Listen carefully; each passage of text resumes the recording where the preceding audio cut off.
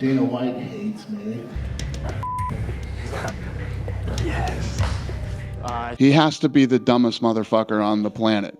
Dana White and Brendan Schaub have had a complicated relationship for quite some time now, and it got me thinking, what happened between these two that they hate each other now? So I decided to look into it and share it with all of you. If you like this video, please be sure to subscribe to the channel. With that being said, let's start at the beginning, when Bappa was debuted to the world in Season 10 of The Ultimate Fighter, from which we get this iconic scene of him and Kimbo Slice. I know for a fact this next guy that's coming is definitely a fighter. So let's bring number 16 in.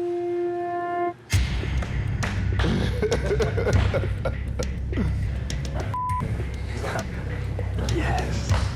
I think Kimbo Slice, he kind of has a bounty over his head, for sure. And when he walked in, it was kind of like the sheep entering the room with a bunch of wolves, for sure. The biggest thing that stood out to me while making the video is how coherent Bappa used to be. He's almost unrecognizable to the redact he's become today. Bappa did end up making it to the UFC, amassing an impressive record of 6 wins and 5 losses. The next time Tomato Head and Bappa would have a disagreement was with the Reebok deal, and this was probably the last time Brenda was in the right or won an argument against Dana. To provide some context, in 2015 the UFC partnered with Reebok in a lucrative sponsorship deal that would include fighter kits. Lucrative for the UFC, that is. One of the more outspoken critics of the new partnership was Brendan Schaub. Bappa would go on to explain that with the new UFC Reebok deal being in place, fighters would lose a large portion of the revenue gained from outside sponsorships. He said that he was making 6 figures through his sponsors, but after the deal goes through, he'll only be making 10K. So how did the president of a multi-billion-dollar company respond? Well, he went on national television and said this. Brendan Schaub is claiming he makes over $100,000 a fight with sponsorship. These are some of his sponsors: Big Rentals Construction Company, KeepItPlayful.com, The Rain Training Center, Box and Burn Gym, Alchemist Management, his management. This is true, this is no joke. No Ho Hangover. I'm sure this guy's making over $100,000 a fight. Dana tried to go for Bappa's big, thick jugular there, and following that, Bappa went on Joe Rogan's podcast where he allegedly disclosed his sponsorship earnings to Rogan, proving that he wasn't lying. And those sponsors that he read on the show, that's from a banner. Those aren't sponsors. Those are gyms that I train at. I just think he was misinformed. Someone misinformed him. You have all the lists. I mean, you gave it to me. You gave me a list of all your sponsors and what you actually got paid. That settles the argument. Why don't you just release that? Because I don't want to. It's not about that. I don't want to get into this pissing contest with Dana. Too late. He pissed on you. Well, I saw him on that Landsberg show. He basically pulled his dick out and peed all over you. I agree, but so what am I going to do? Go to war with Dana over this? Like I said. Are you all noticing how level-headed he is in this clip? Bappa was shockingly likable and claimed to be Team UFC. I suspect this is because at this time, his feet were still planted on the ground and his ego wasn't the size of Mexican's ass yet. Also, at this time, he was still fighting for the UFC, so he had to be careful and calculated with his response to Dana. The next time these two would butt their big heads was when Schaub saw fit to criticize kickboxers entering MMA, to which Israel Adesanya responded on Instagram. I think everyone's all high and mighty on these guys who come from, kickboxing and boxing background. When they come over to the UFC, they expect them to be these elite strikers. The distance, the combos, the head movement, the number of variables, it's a completely different game. So to me, that never translates. It doesn't.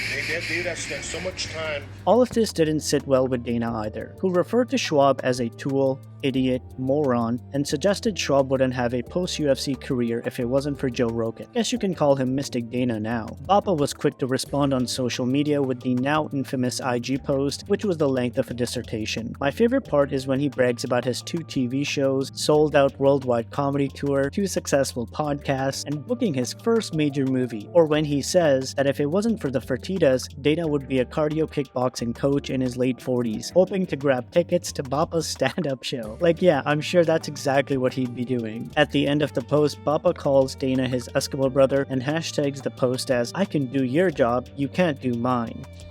Oh, brother, this guy stinks! You can tell that this was the peak of Bappa's narcissism. He's so full of himself. He sees himself as the next big comic and movie star. This was almost a year before he released his first special, so he was still riding high on that Rogan drip. This brings us to the most recent time they feuded, which was during UFC 279's post-fight presser.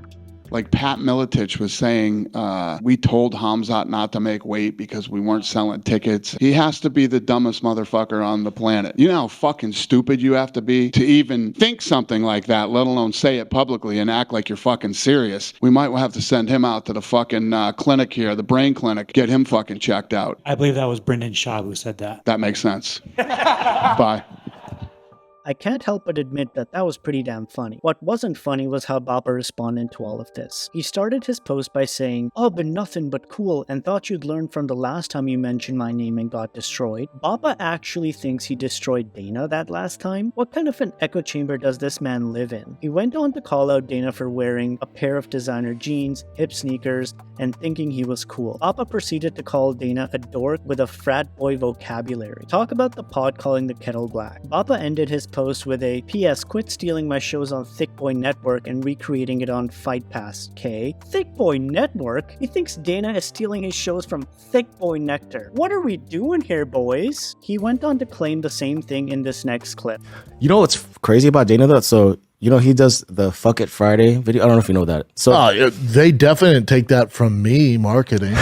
Remember when he was just firing people and he was like cutting guys? I was like, yo, Dana woke up, was like, fuck it Wednesday. Some of his marketing then on that Friday was like, hey, marketing, let's call it Fuck It Fridays. And he's like, that's a brilliant idea. Yeah. I honestly have no idea what Bappa was mumbling in that clip. He's got so many nuts stored in those cheeks that he's so hard to understand. And again, Bappa came out of this altercation thinking he got over on Dana. Now, did me and Jake Paul talk this morning? Yeah, of course he did. All right. Did he leave a comment? Of course. He likes this stuff. I don't do this stuff in general. I try to keep it positive, keep it moving. I have a question. I keep it positive, keep it moving. May I ask a question? But when you tug on the tail of the big, thick lion, well, sometimes I got an answer. Yeah. Now, Daddy never punches down. I'm never going to punch down. No. Yeah, Bappa would go on to milk this situation for his stand-up. Dana White hates me. For those of you that don't know, he called me a fucking dummy. And I'm 39 years old. It's not nice. If my theory on UFC 279 is so outlandish, why so mad, bro?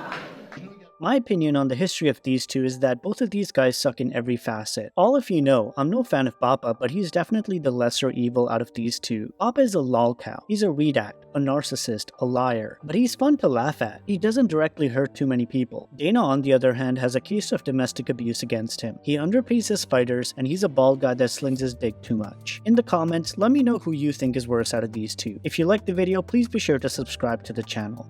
For the few haters, they're like, oh, you're gonna make fun of Dana wearing designer jeans and wearing cool shoes? Look at you, dumbass. I'm like, yeah, bitch, the difference is I've been a fuckboy since day one. I came out the womb a fuckboy. I was born a sneakerhead. You feel me?